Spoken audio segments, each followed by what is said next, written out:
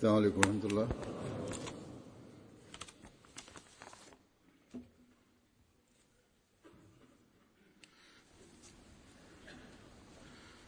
أشهد أن لا إله إلا الله وحده لا شريك له وأشهد أن محمدا عبده ورسوله أما بعد فأعوذ بالله من الشيطان الرجيم بسم الله الرحمن الرحيم الحمد لله رب العالمين الرحمن الرحيم مالك يوم الدين إياك نعبد وإياك نستعين اهدنا الصراط المستقيم صراط الذين أنعمت عليهم غير المغضوب عليهم ولا الضالين.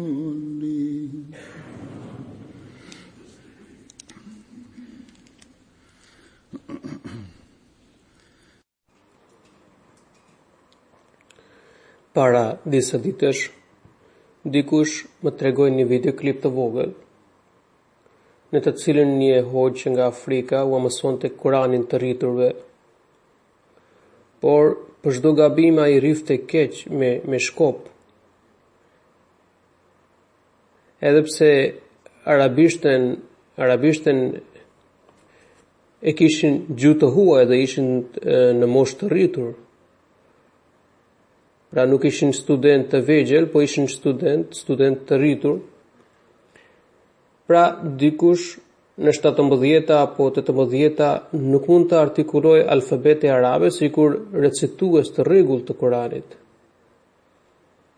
Si rezultat, një pjesë e konsiderueshme për muslimanëve jo arab friksohen nga recitimi i Kuranit dhe nuk dinë ta lexojnë atë. Andaj, nëse dikush dëshiron t'u mësoj Kuranin të tjerëve, atëherë i duhet t'i përdor ato metoda që ngjallin tërheqje dhe frymëzojnë të tjerët me interes. Para pak ditësh, një grua japoneze, e cila kohët e fundit është antarësuar në xhamat dhe jeton këtu në Angli, erdhi për të më takuar. Ajo më tregoi se brenda 3 viteve kishte përfunduar së lexuari Kuranin dhe donte të më tregonte diçka, pra të më recitonte një pjesë nga Kurani. Kur e lejova, ajo recitoi ajetin e Kursis. Dhe recitoi këtë pjesë me një mallëngjim dhe dashuri të tillë saqë mbeta i mahnitur. Kështu që ajo që është e nevojshme është që Kurani të recitohet me dashuri dhe për mallim. Recitimi i tij vetëm për syfaqësi, duke nxjerrë tingujt të vështirë nga fundi i fytit, nuk është objektiva e recitimit të Kuranit. Allahu ka porositur për të recituar Kuranin me tertil. Domethënë, dalë nga dalë duke shqiptuar sa më drejt tingujt e Kuranit. Nëse themi se edhe ne mund të recitojmë sikur arabët, sigurisht është një sfidë e vështirë. Drejt shqiptimi i disa fonemave mund të bëjnë vetëm arabët, apo ata që janë rritur në mjedise të tilla. Edhe populli japonez ka të vështirë të shqiptojë disa tingujt të caktuar. Për shembull, edhe kjo zonje nuk dallonte dot shqiptimin e khës nga shqiptimi i fonemës h. Sepse kur shqiptonte h, i ngjante tingullit h. Duke dëgjuar recitimin e asaj zonje, mendova se nëse jo të gjithë, pjesa dërmuese e japonezëve do të kenë të vështirë të artikulojnë disa fonema arabe sipas normave të drejtë shqiptimit. Megjithatë, çështja më thelbësore mbetet përfitimi i një dashurie të sinqertë me fjalën e Zotit dhe përpjekje të dëlira për të shqiptuar sa më të drejtë Kuranin. Pra, jo të imitojnë recitues të Kuranit dhe të marrin pjesë për sy e faqe në përgarat e recitimit të Kuranit.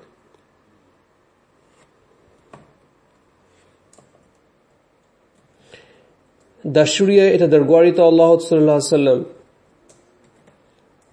ndaj fjalës eshedu në vend të ashhadu të Bilalit ishte aq e madhe saqë nuk mund të krahasohet me recituesin më të mirë të kohës sonë.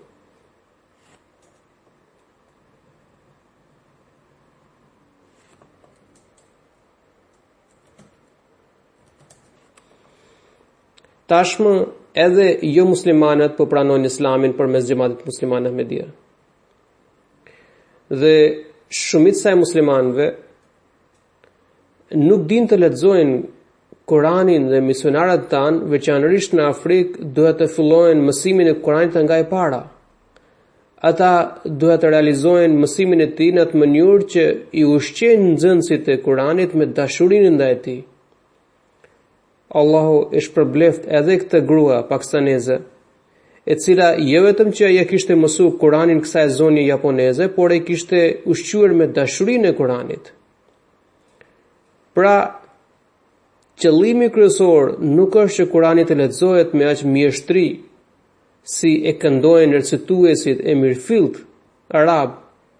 Dhe nëse nuk arrihet ky nivel, atëherë të lihet tërësisht pra të braktiset leximi i Kuranit. Leximi i Kuranit është i nevojshëm dhe duhen bërë përpjekje për ta përmirësuar atë. Por vetëm frika se hasim vështirësi në shqiptimin e disa fonemave nuk duhet të na shtyejë për të lënë Kuranin tërësisht. Çdo musliman ahmedian duhet të jetë i kujdesshëm dhe vetëdijshëm në leximin e përditshëm të Kuranit. Megjithatë, siç kam nënvizuar, duhet të ketë një dëshirë të sinqertë dhe të vazhdueshme për ta shqiptuar atë sa më drejt të jetë e mundur.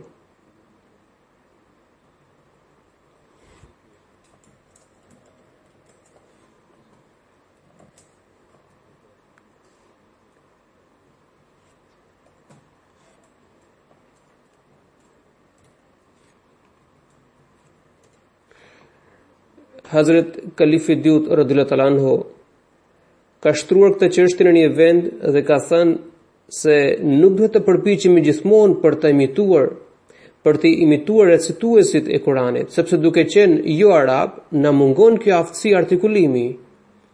Ai thot se bashortja ime e ndjera Tahir kishte treguar se babai i saj kishte shumë dëshirë të mësonte Kuranin dhe t'u mësonte edhe të tjerëve.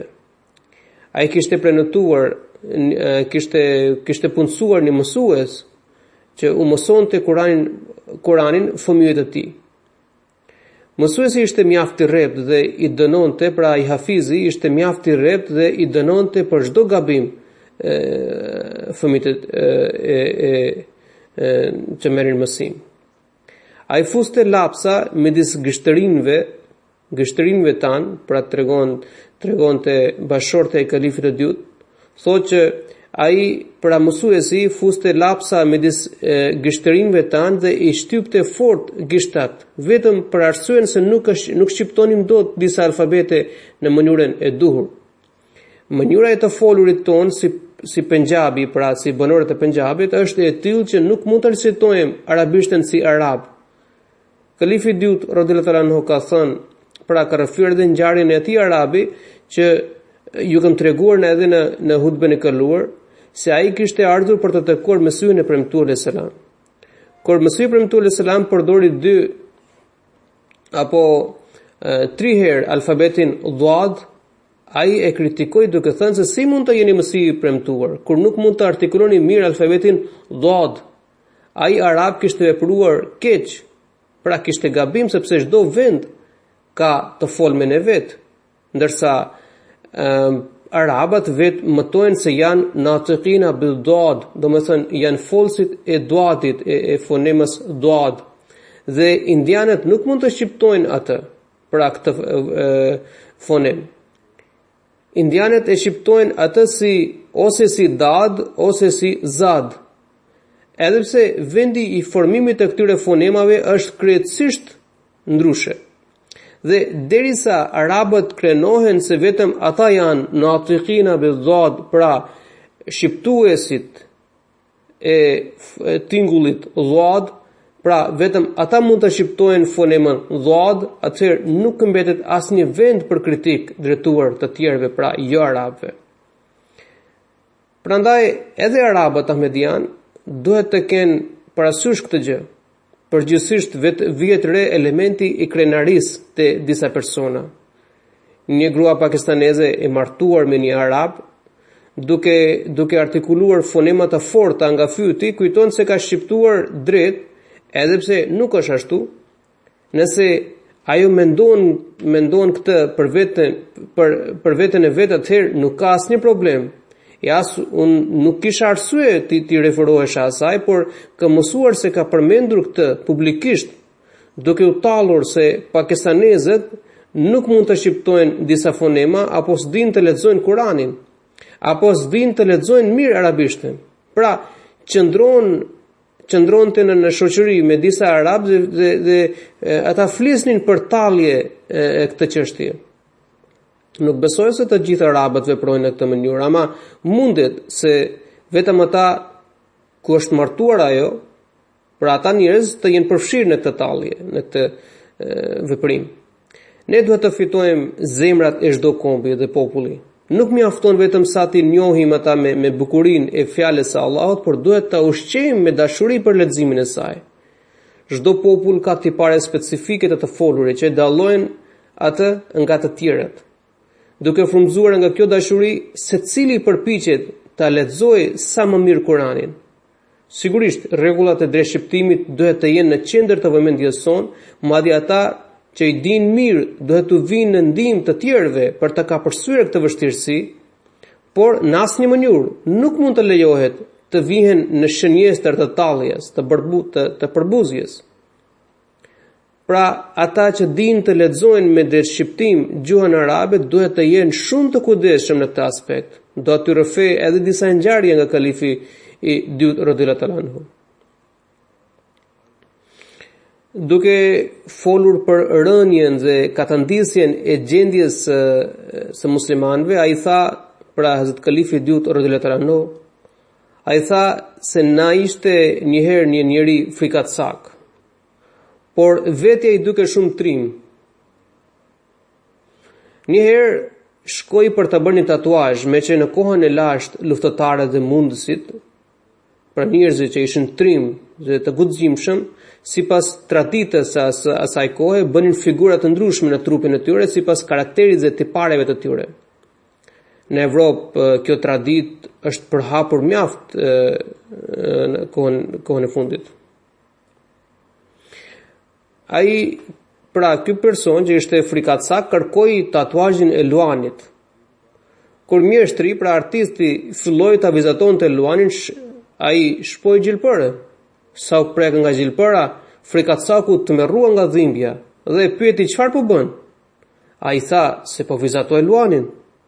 Ai i pyeti, cilën pjesë të Luanit? Pra, cilën pjesë të Luanit do ta vizatosh? Artisti u përgjigj se bishtin e Luanit. Frikatsaku i pyeti, po t'ja heqim bishtin Luanit, a mbetet Luani apo jo? Artisti tha, sigurisht, ai prap Luani mbetet. Mirë atëherë, lëre bishtin, bëj pjesën tjetër. Artisti shpoi prap gjilpërën. Frikatsaku dridhe nga dhimbet dhe pyeti mirë, po çfarë po bën tani? Artisti tha, tani do të vizatoj këmbën e djathtë të Luanit. Frikatsaku i tha, po nëse Luani është cunguar në luftë apo në ballafaqim, pra nëse i mungon këmba e djathtë, a nuk mbetet më Luan? Artisti tha, prap Luan mbetet ai. Mirë atëherë, lëre këmbën, vizato diçka tjetër, e porositi Frikatsaku. Kur deshi të fullonte këmbën e majt, apo kokën apo gjoksin, për çdo gjë Frikatsaku ja kërkonte të linte. Në fund artisti u ul dhe e ndërpreu punën. Frikatsaku e pyeti, "Përse nuk po bën asgjë tani?" Artisti tha, "Çfarë të bëj tani, kur nuk më ka mbetur asgjë nga Luani?" Hazrat Kalifi Dyut radhiyallahu anhu duke komentuar këtë ngjarje dhe këtë tregim, thotë se e tillë është gjendja e Islamit. Dhe ashtu e projnë ulemat dhe prisit musliman me të. Ata llafosin shumë, por nuk bëjnë asnjë vepër. Nga njëherë ata u pratikojnë të tjerëve ndalimin dhe largimin e mjaft gjërave që nuk parashikon as Islami. Duke shtjelluar këtë aspekt me një shembull, Hazrat Kalifi Dyut radhiyallahu anhu tregon se gjyshim nga Ama Mir Nasir Nawab sahibi më tregonte se ai ka qenë shumë i lëvizshëm dhe i shkathët në femiri. Para kur ishte i vogël ka qenë shumë i shkathët. Edhe tregonte se ka qenë, pra ai ishte edhe nipi i Mir Dard sahibit dhe ishte banor i Delhis, pra të kryeqytetit indian. Kur vinte sezioni i mangove, pra një frut egzotik indian, thot që kur vinte sezioni i mangove gjatë verës, unë i ndaja mangot e ëmbla dhe i ruaja me mënjan.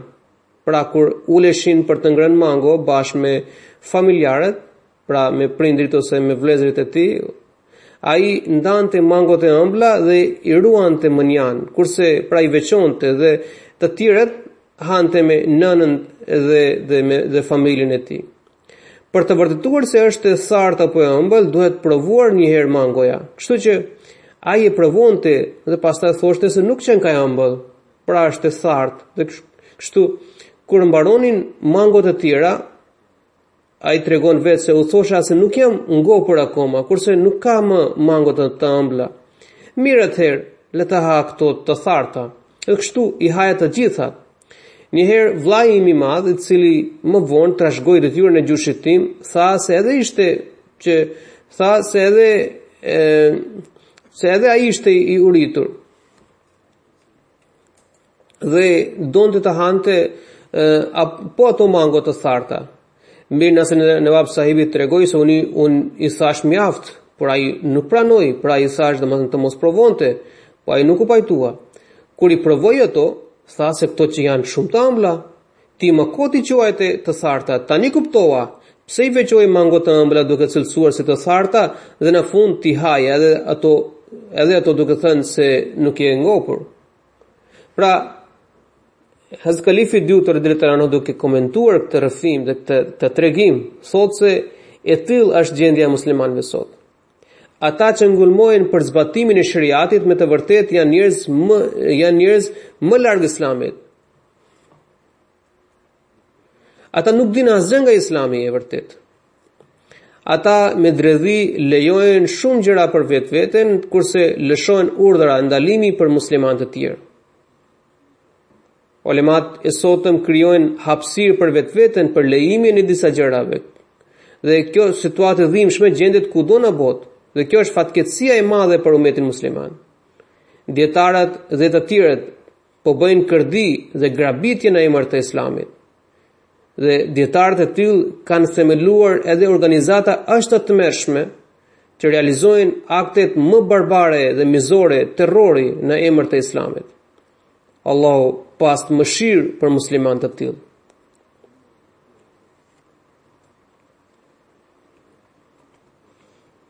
Duke na tërhequr vëmendjen ndaj reformës në gjendjen tonë për të shtuar besimin dhe për të lidhur me Zotin, Hazrat Kalifi Dyut radhiyallahu anhu këshillon duke u drejtuar xhamatit se nëse ju veproni duke synuar dëlirsinë dhe pastërtinë shpirtërore, nëse përkushtoheni lutjes, angazhoheni në përkujtimin e Zotit, falni rregullisht namazin e tahajjudit dhe dërgojeni vazhdimisht selavatet të dërguarit të Allahut sallallahu alaihi wasallam, atëherë Zoti do t'ju bekojë me ëndra të vërteta dhe me shpaljen e tij të bekuar, pra me komunikim të bekuar me të.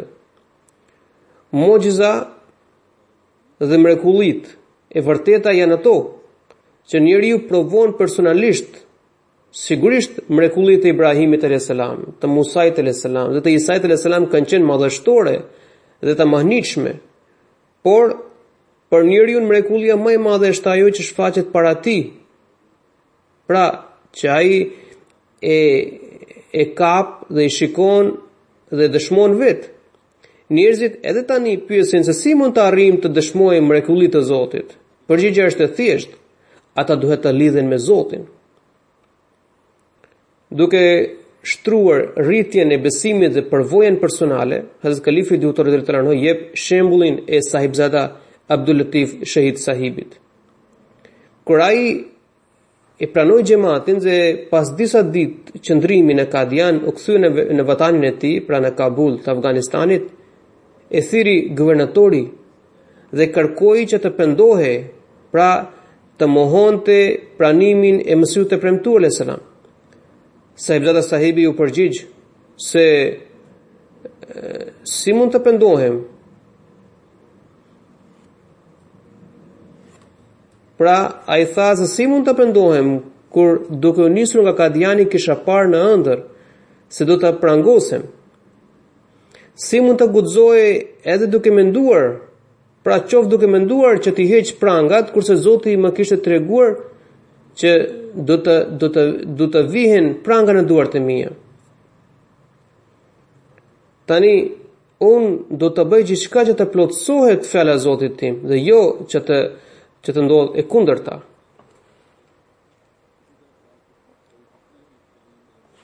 Shikoni se si ai arriti një bindje dhe vendosmëri të tillë përmes ëndrës që kishte parë vetëm pak ditë më parë. Nëse njeriu ka arritur shkallën e lartë të besimit dhe gëzon një lidhje të veçantë me Zotin, atëherë atë nuk e frikson asgjë nga kjo botë. Duke treguar edhe një shembull tjetër, Hazrat Kalifi Dyut radhiyallahu anhu tregon se Hazrat Sufi Ahmed Jan Sahibi ishte njëri i shenjtë nga Ludhiana dhe konsiderohej ndër njerëz më spiritual, pra më shpirtëror të kohës së tij. Njëherë mbreti i principatës Gjamus i dërgoi ftesë që të vinte tek ai dhe të lutej për të. Megjithatë, ai i refuzoi kërkesën e tij. Pra, ai i refuzoi kërkesën e mbretit dhe i tha se nëse keni nevojë për lutje, atëherë duhet të jeni ju që të vini këtu dhe jo unë të vi tek ju. Pra, nëse njeriu bashkohet me Zotin, atëherë nuk frikson asgjë, pra nuk e frikson asgjë e kësaj bote. Hazrat Kalifi Dyut radhiyallahu anhu duke treguar se njerëzit fillimisht i kishin shprehur një respekt dhe besnikëri të veçantë Mesihut të premtuar alayhis salam, por kur ai duke marrë urdhër prej Zotit shpalli deklaratat e tij, ata dolën kundër tij. Ai thotë se duke parë famën e librit Brahine Ahmedia, ne padyshim mund të themi se qindra mira njerëz kishin respekt për të. Pra, për Mesihun e premtuar alayhis salam. Një prej dëshmitarëve ishte vetë ky Sufi Ahmed Jan Sahibi, rrëfimi rreth të cilit sapo u përmend. Para deklaratës së tij, para se të deklaronte Mesihu i premtuar alayhis salam, ai ishte drejtuar atij me një poezi duke thënë,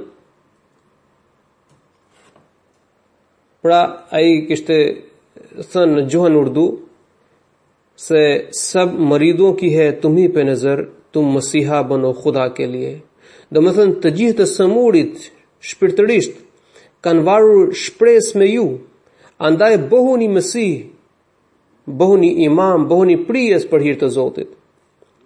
Pra kjo është largpamësia dhe shikimi i kulluar i një evliaje të Allahut. Sufi Ahmed Sahibi ishte prej evlijave të Allahut, i cili pavarësisht se Mesihu premtues selam ende nuk ishte shpalur deklaratën e tij, ai përmes shikimit të tij shpirtëror kishte parandjerë se triumfi i Islamit varet prej përpjekjeve të Mesihut të premtues selam. Megjithatë, kur i dha arma e fitores, pra Mesihut të premtues selam, dhe ajo armë fitores e cila mund të mbizotronte kundërshtarin, dhe kur i u dha uji i dhënës, pra komunikim me Zotin, i cili do të ripërtrinte gjendjen e muslimanëve, atëherë përkrahasit e tij të mëdhenj u larguan prej tij, duke thënë se ne e morëm për Flori kurse ky doli i bakër. Pra me njëherë qindra mira njerëz nga përkrahasit u bën kundërshtarët e tij.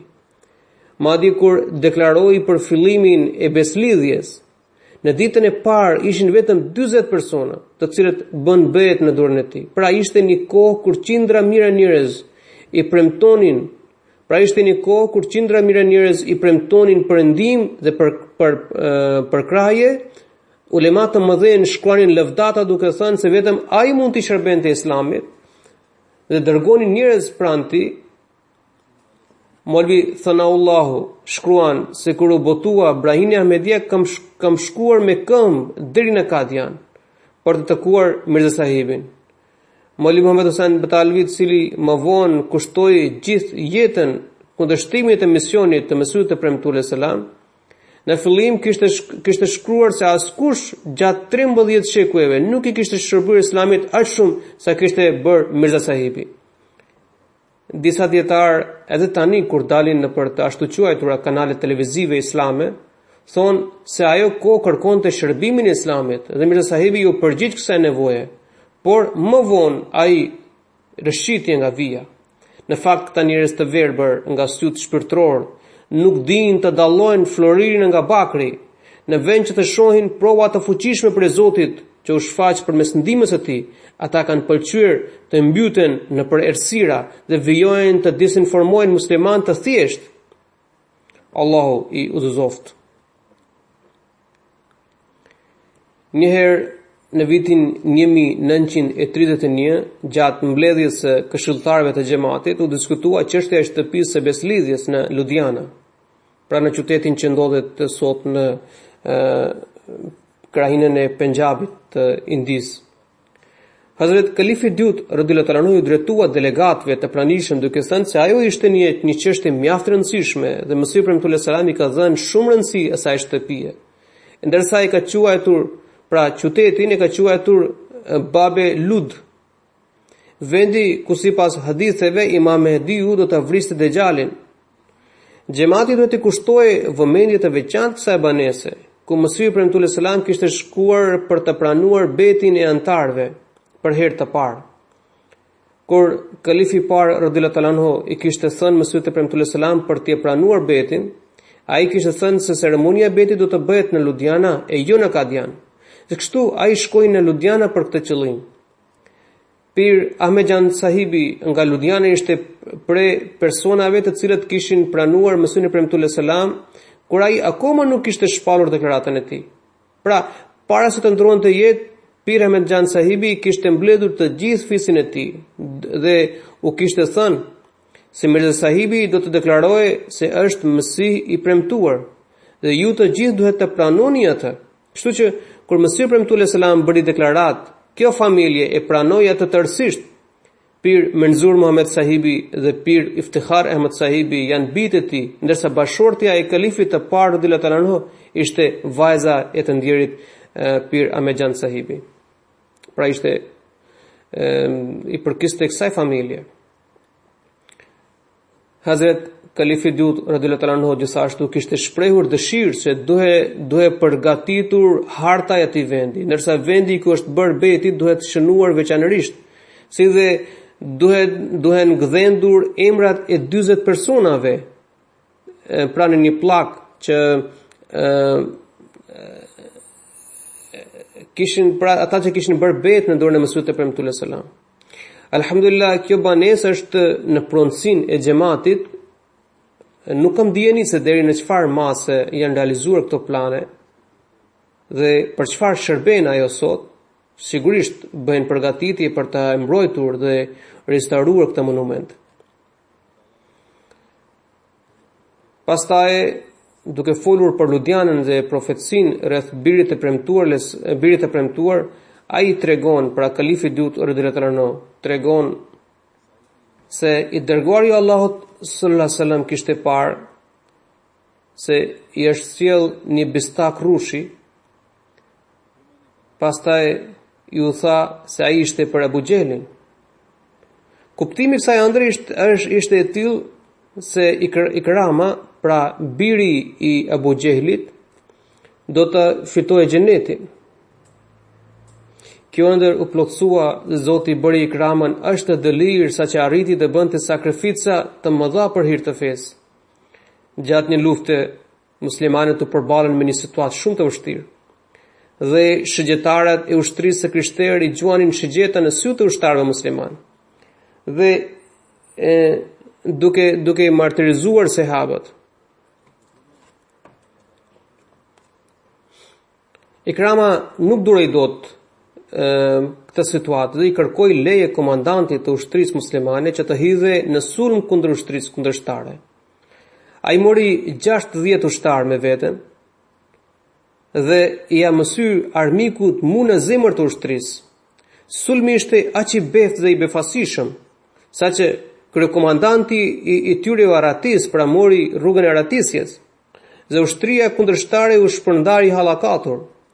Këta trima luftuan aq heroikisht, saqë kur mbriti ushtria muslimane, shumica prej tyre kishin rënë martir apo ishin plagosur rënd. Ikrama radhiyallahu anhu gjithashtu kishte marrë plagë të rënda. Një ushtar ju afrua me ujë dhe deshi t'i ofronte ujë, por duke parë se Suhel bin Umer gjithashtu shikonte nga ujë, ai i tha, pra Ikrama i tha ushtarit që së pari t'i jepte ujë atij, sepse nuk mund të duronte të pinte ujë ndërkohë vllai i tij të mbete pa ujë. Ushtari me shpejtësi ju afrua Suhelit, por pranë tij rënkonte Harith bin Hashami. Suheli i tha ushtarit që t'i jepte ujë Harithit. Kur ushtari mbriti te Harithi, ai kishte dhënë shpirt. Ushtari u kthye te Suheli, por edhe ai ishte ndarë nga jeta. Dhe në fund kur erdhi te Ikrama, shpirti i tij gjithashtu ishte afruar Zotit. Pra i tillë ishte statusi i birit të Abu Xhelit. Nëse dikush është i lig, pa feja apo mashtrues, ne s'mund të themi se edhe fëmia e tij do të jetë i tillë. Megjithatë, fjala e Allahut mban ato dëshmi të qarta që provojnë vërtetësinë e saj. Ndërsa fjala së cilës i mungojnë prova nuk mund të jetë e pranueshme. E rëndësishme është plotësimi i profecive, sepse vetë përmbushja e tyre është provë e mjaftueshme se ato janë prej Zotit. Tani duke kthyer tek ngjarja e mëparshme, i dërguari i Allahut sallallahu alajhi wasallam kur e pa Abu Xhelin duke ngrënë veshur rrushi, ai u çudit, pra në ëndër, pra ai u çudit se si mundet që Abu Xheli të jetë në xhenet. Dhe unë vetë po jap një veshur rrushi. Pra kuptimi ishte se djemtë e tij do të pranonin Islamin, dhe do të jepnin sakrifica të jashtëzakonshme për hir të Islamit.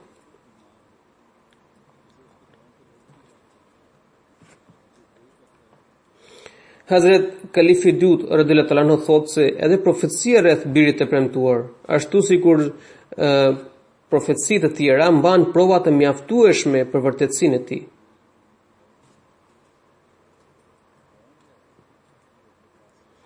Kur Mesihi i premtuar alayhis salam kishte publikuar këtë profeci, ai ishte aq i panjohur saqë as banorët e Kadianin nuk e njihnin atë. Disa nga pleshtë e Kadianit tregonin se ata nuk kishin ditur se Mirza Ghulam Murtaza sahibi, pra babai i Mesihut e premtuar alayhis salam, kishte 2 djem.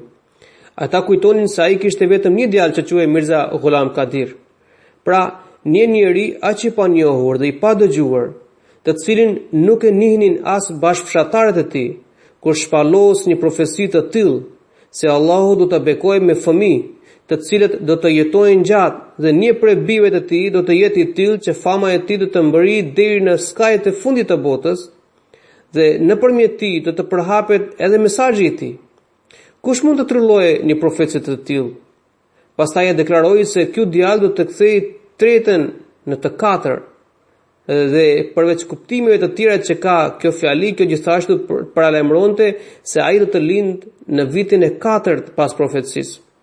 Dhe Mesih premtuar selam bëri këtë profeci në vitin 1886, ndërsa unë, pra thot kalifi i dytë radhiyallahu anhu, kam lindur më 12 janar të vitit 1889.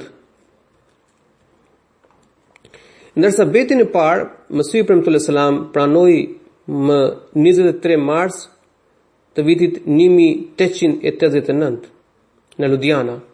Dhe kjo profeci është mjaft e njohur jo vetëm brenda xhamatit, por edhe jashtë. Në përgjithësi shtrohet pyetja se kush është ai djalë? Dhe kalifi i dytë radhiyallahu anhu tregon se sipas fjalëve të profecisë ai do të quhet Mahmud.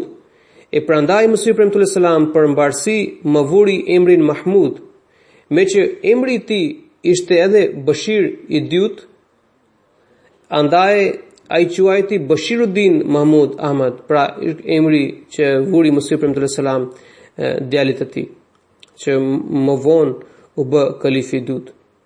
Ndonse Mesih premtuar selam kishte edhe fëmijë të cilët gëzuan jetë të gjatë, por bota akoma priste se kush është ai biri i premtuar, për të cilin lajmëron profecia. Prandaj thot kalifi i dytë, kam ardhur këtu në Ludiana. Xhamati musliman Ahmedia ka lidhje të veçantë me këtë qytet. Mesih premtuar selam pranoi betin për herë të parë po në këtë qytet. Pastaj Hazrat Maulvi Nuruddin Sahibi, i cili u zgjodh kalifi i tij i parë, u martua po në këtë qytet me vajzën e Munshi Ahmed Jan Sahibit. Edhe bashorti e Mesihut premtuar selam, e cila do të lindte këtë djalë të mbar, ka jetuar për një kohë të gjatë në këtë qytet. Hazrat Kalifi i dytë radhiyallahu anhu tregon se edhe ai, kur ishte shumë i vogël, ka qëndruar në këtë qytet. Ai ka qenë 2 vjeç e gjysmë dhe në përgjithësi nuk na mbetet asgjë në kujtesën tonë për kohës së vogëlisë, por Kalifi i dytë radhiyallahu anhu tregon se atij i kujtohet vetëm një ngjarje. Shtëpia e tyre ishte buz rrugës, ndërsa rruga ishte e drejtë, dhe një herë, thot ai, kur dola nga shtëpia, një djalë i vogël po vinte nga krahu përballë. Kur mu afrua, ai hodhi një hardhus të ngordhur drejt meje. Unë u tremba aq keq saqë vrapova brenda në shtëpi duke qarë me dënesë. Unë akoma mbaj mend atë treg, ndërsa nuk mund të dallohet tani. Dhe thot që unë kam kaluar disa muaj të fëmijërisë sime këtu. Kështu që edhe ky qytet ka lidhje me xhamatin Ahmedia. Dhe Hazrat Kalifi i dytë radhiyallahu anhu pastaj thotë se megjithatë fjalët e profecitë e Allahut gjithmonë përbalen me reagime të ashpra dhe tallëse. Pra ishte e sigurt që edhe kjo profeci të përballe me kundërshtime të forta. Dhe para se të organizohej ky tubim këtu në Ludiana për të deklaruar se unë jam biri i premtuar, i cili ishte premtuar në profecinë e Mesihut premtuar selam, kemi bërë tubime të mëdha në Lahore dhe Gurdaspur, por pa pasur asnjë incident apo protestë nga kundërshtarët. Ndërsa tani, kur kemi ardhur këtu në Ludiana dhe po kalonim në qytet, aty afër kalonte protesta e kundërshtarëve duke ngritur slogane se vdiq Mirzai e të tjerë. Pra, sigurisht, kjo nuk na bën asnjë përshtypje. Ata ndjekin rrugën e kundërshtimit dhe përbuzjes duke harruar mësimet e profetit Muhammed sallallahu alaihi wasallam. Por, profecia e Mesihut premtuar selam është vërtetuar katërçipërisht. Hazrat Kalifi i dytë radhiyallahu anhu në fund është lutur edhe për banorët e Ludianës duke thënë: "O Allah, mundsoj banorët e Ludianës se të pranojnë Mesihun e premtuar." Dhe nëse sot ata dalin në protest duke ngritur slogane kundër nesh, dashtë Zoti, ata të ngrenë slogane në mbështetjen tonë. Amin. Hazret Kalifi i dytë radhiyallahu anhu duke treguar besnikërinë dhe bindjen e sahabëve të Mesihut të premtuar selam tregon një ngjarje. Mia Abdullah Sanori sahibi kishte një lidhje e besnikërie me Mesiun e premtuar alayhis salam. Njëherë duke marrë leje prej punës, ai erdhi në Kadian dhe qëndroi pranë tij. Mesiu i premtuar alayhis salam i dha një detyrë për të realizuar. Kur i përfunduan ditët e lejes, Mia Abdullah Sanori i kërkoi leje Mesiut e premtuar alayhis salam për të kthyer. Por ai i tha të qëndronte edhe pak, kështu që ai dërgoi kërkesë për shtyrjen e lejes, por i erdhi një përgjigje negative se nuk mund t'i jepen më leje.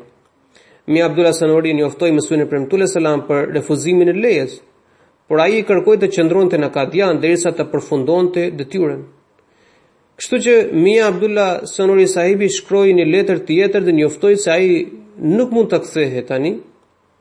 Dhe kur e mori këtë letër, drejtoria publike, pra ku ishte punësuar ai, e largoi nga puna. Mia Abdullah Sanori sahibi qëndroi afro 4 apo 6 muaj në Kadian dhe kur përfundoi detyrën e tij u kthye në vendlindje. Kur mbriti atje, mësoi se personi i cili kishte marrë vendim për ta pushuar atë nga puna nuk kishte kompetencë për të ndërmarrë këtë masë. Kështu që u rrezua ky vendim për largimin e tij nga puna dhe ai filloi sërish punën atje ku ishte punësuar më parë dhe madje mori edhe pagën e atyre muajve që kishte kaluar në Kadian. Hazret Kalifi Dyut radhiyallahu ta'ala anhu ka treguar edhe ngjarjen e Murshi Zafar Ahmad sahibit të Kapurtales. Hazret Kalifi Dyut radhiyallahu anhu tregon se ai po udhtonte dres Dalhousis, pra është një vend turistik në Indi, në veri të Indis, dhe avokat Mia Ataullah sahibi e kishte rrëfyer këtë ngjarje. Por me që tashmë ajo është botuar edhe në gazetën e Al-Hakam gjatë pra të vitit 1934, prandaj do të referohem fjalëve të Munshi Zafar Ahmad sahibit, me që këtë rrëfim e ka treguar vetë personi. Ai thotë që kur u punësova pranë gjykatës dhe punoja gjatë seancave gjyqësore, njëherë pas përpilimit të dosjeve, u nisa për në Kadian. Ditën e tretë, pra për 3 ditë, dhe ditën e tretë i kërkova leje Mesiut e premtuar alayhis salam për të kthyer. Por ai më tha, "Jo, qëndroni edhe pak." Pastaj nuk pëlqeva të pyesja, nuk më erdhi mirë të pyesja për leje dhe prita sa të më thoshte vetë ai. Kaloi 1 muaj. Dosjet e gjykatës ishin në shtëpinë time dhe u ndërpre puna e gjykatës. Më vinin letra të ashpra, ndërsa duke qenë në shoqërinë e Mesiut e premtuar alayhis salam, unë nuk i merja ato letra as pak në konsiderat. Mendova, nëse vijnë, le të vinë letrat, pra harrova çdo gjë. Shoqëria e Mesiut e premtuar alayhis salam kishte një kënaqësi dhe tërheqje, saqë nuk më shqetësonin as largimi nga puna dhe as masat e mundshme disiplinore kundër meje. Por një ditë më erdhi një letër mjaft e rreptë.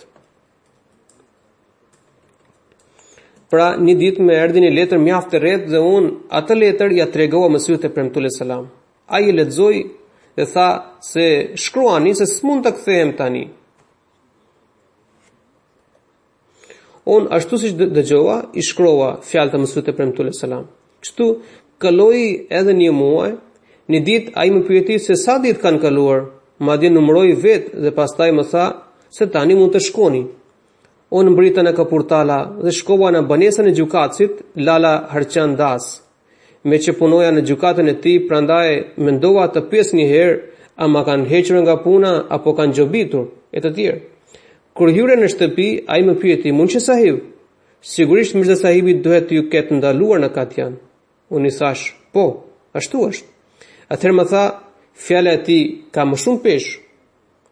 Hazrat Kalifi Dyut radhiyallahu anhu tregon se në rrëfimin e avokatit Mia Ataullah sahibit, që ai i kishte treguar kalifit rreth kësaj ngjarje, janë disa fjalë shtesë. Sipas tij, kur Mesiu premtuar selam i tha se shkruani se nuk mund të vi tani, dhe ai shkroi po to fjalë. Domethënë se shkruani se unë nuk mund të vi tani. Pra shkoi identikisht këto fjalë. Kalifi Dyut radhiyallahu anhu tregon se ai ishte një grup i cili shfaqi dashurinë e pashembullt. Duke kthyer në historinë e profetëve të kaluar, ne nuk mund të turpërohemi. Nëse ndjekësit e Musait alayhis salam apo dishepujt e Isait alayhis salam paraqiten para nesh për shembullin e tyre, ne nuk mund t'ua parashtrojmë, ne mund t'ua parashtrojmë edhe modelin e sahabëve të Mesihut të premtuar alayhis salam. Nëse dishepujt e Isait alayhis salam do të tregojnë arritje dhe sakrificat e tyre në ditën e Kiametit, atëherë edhe ne me krenari mund të tregojmë shembujt e sahabëve të Mesihut të premtuar alayhis salam. Të atyre personave të zgjedhur rreth të cilëve i kishte thënë kishte njoftuar edhe i dërguari Allahu sallallahu alaihi wasallam se ummeti im dhe pasardhësit e Mehdiut nuk do të kenë asnjë dallim. Pra këta njerëz ishin të këtyll që u ngjanin shembuje të shkëlqyer të sahabëve besnik të profetit Muhammed sallallahu alaihi wasallam, si Abu Bekri, Omeri, Osmani, Aliu dhe sahabët e tjerë, qoftë Allahu i kënaqur me të, radhiyallahu anhum. Dhe gjithmonë garonin me njëri tjetrin për të dhënë sakrifica dhe ishin të gatshëm për të përballuar çdo vështirësi dhe mundim në rrugën e Allahut. Pra, shikoni shembullin e kalifit të katërt radhiyallahu anhu. Meqë Zoti i dha një vend të dalluar e të posaçëm në këtë xhamat, andaj unë e përmend emrin e tij. Ndryshe ngjarjet e sakrificës së tij janë të çuditshme. Kur erdhi në Kadian, klinika e tij punonte në Bera, dhe ai shërbente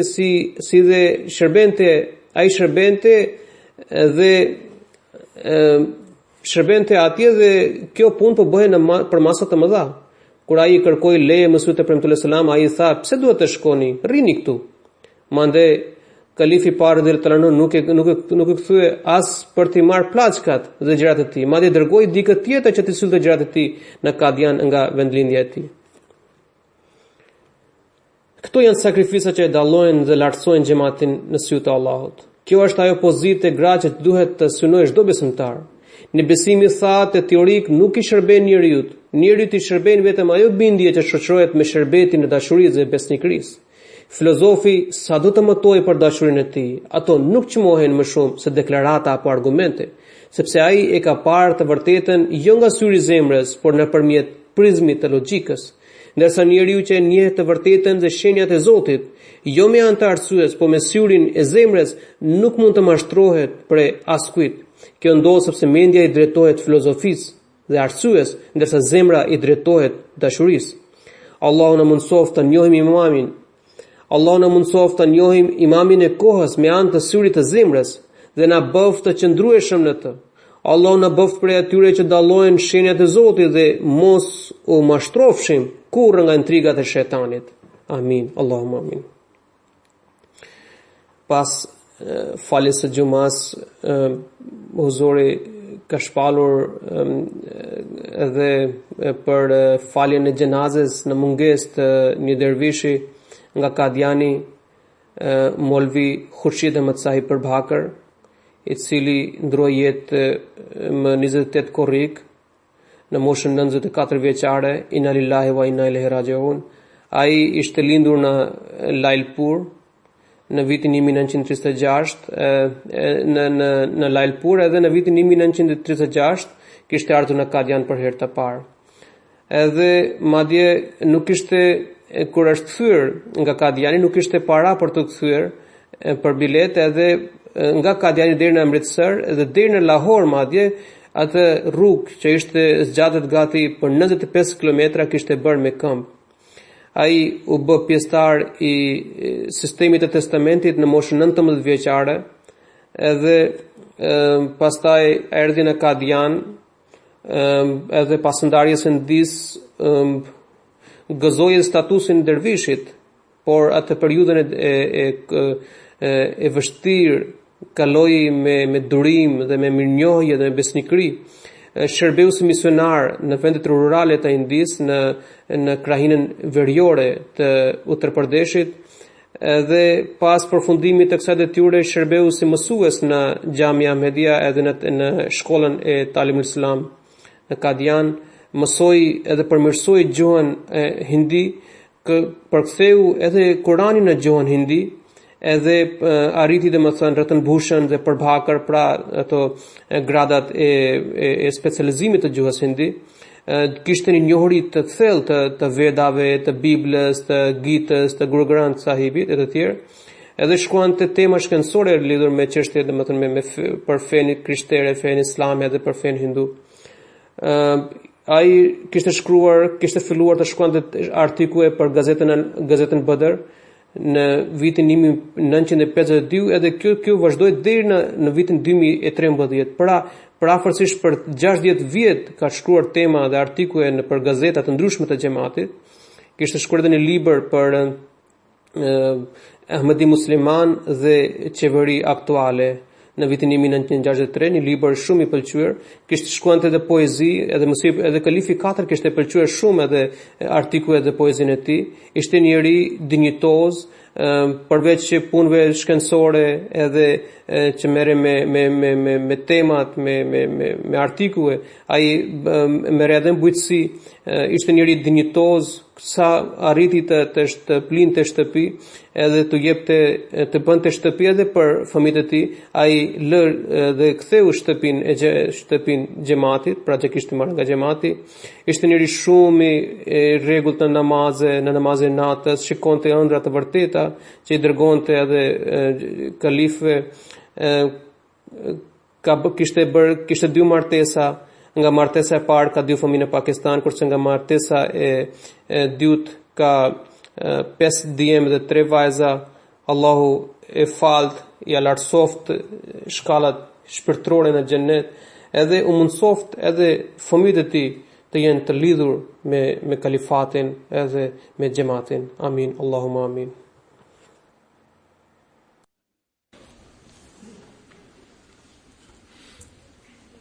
الحمد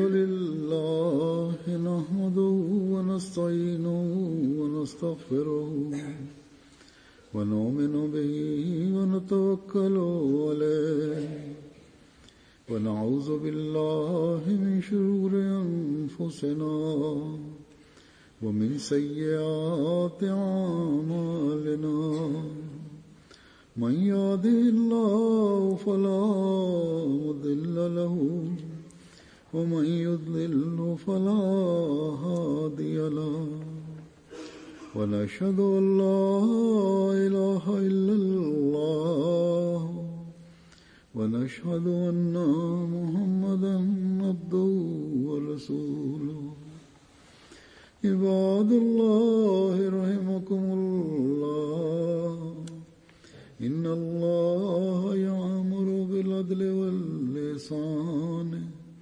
وإيتاء ذي القربى وينهى عن الفحشاء والمنكر والبغي يعظكم لعلكم تذكرون اذكروا الله يذكركم وادعوه يستجب لكم ولذكر الله أكبر.